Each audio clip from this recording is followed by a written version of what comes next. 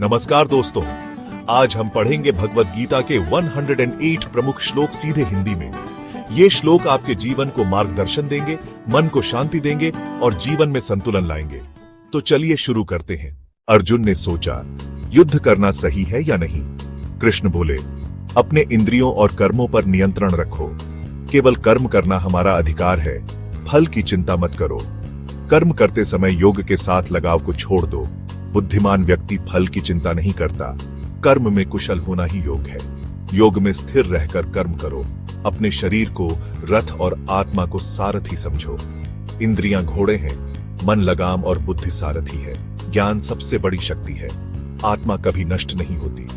जो व्यक्ति अपनी आत्मा को समझता है वह मुक्त होता है। संसार में दुख और सुख दोनों आते रहते हैं। बुद्धिमान व्यक्ति संतुलन बनाए रखता है। संतुलन से किया गया कर्म फलदायक होता है। आत्मा अजर और अमर है। अपने कर्तव्यों को नियमित और ईमानदारी से करो। कोई भी व्यक्ति अपने कर्मों के फल से बच नहीं सकता।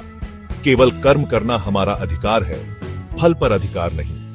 सबका कल्याण सोचकर कर्म करो। पूरी दुनिया कर्म के बंधन में है। कर्म से ही व्यक्ति विकसित होता है। कर्मयोगी हमेशा प्रिय होता है। फल की चिंता न करने वाला व्यक्ति सुखी रहता है। ज्ञान और कर्म से व्यक्ति का जीवन सफल होता है। कर्म करके ही ज्ञानी बनता है। कर्म में निपुणता ही योग्य है। विद्या और विनय से व्यक्ति श्रेष्ठ बनता है। संन्यास और योग का सही समझ होना जरूरी है। योगी हमेशा आत्मा का ध्यान करता है। योगी सभी में समान भाव रखता है। इंद्रियों को संयमित रखना जरूरी है। आत्मा को उन्नत करना हर व्यक्ति का उद्देश्य होना चाहिए। योग में स्थिर रहने वाला व्यक्ति शांति प्राप्त करता है।